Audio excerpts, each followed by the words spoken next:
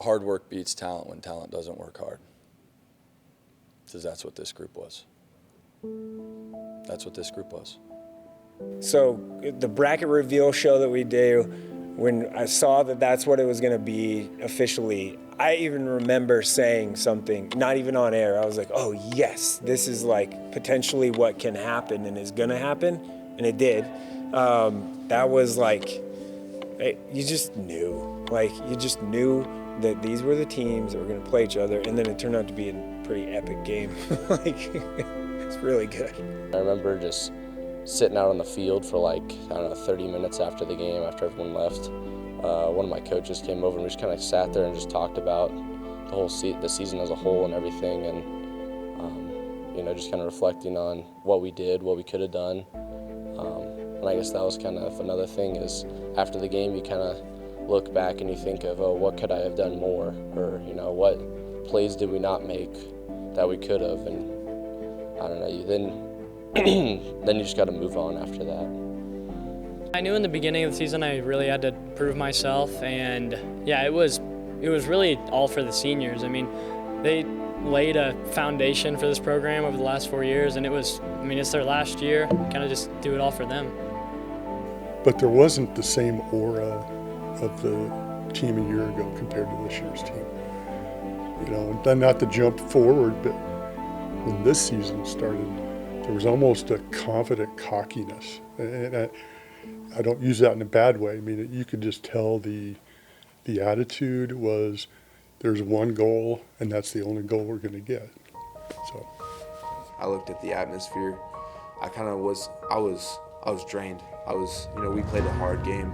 I gave everything I got.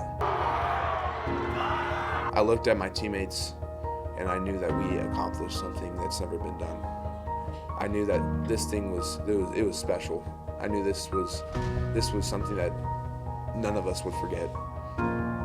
What were your expectations for SC going into the 2024 season? Memorial Stadium. Pretty short answer, isn't it? All the tools were there. I mean, it was awesome. It truly was.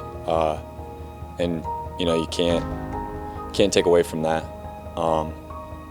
But you also couldn't help but feel like, all right, now we get our chance again.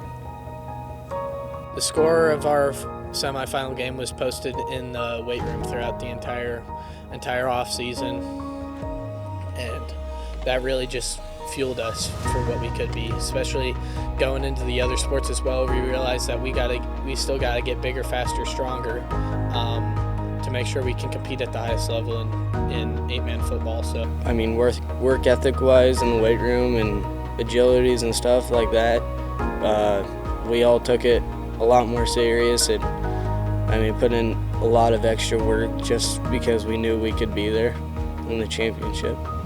It was awesome. I mean, the entire night, you know, you weren't really thinking about that just because you were so happy and you were surrounded by everyone that you love.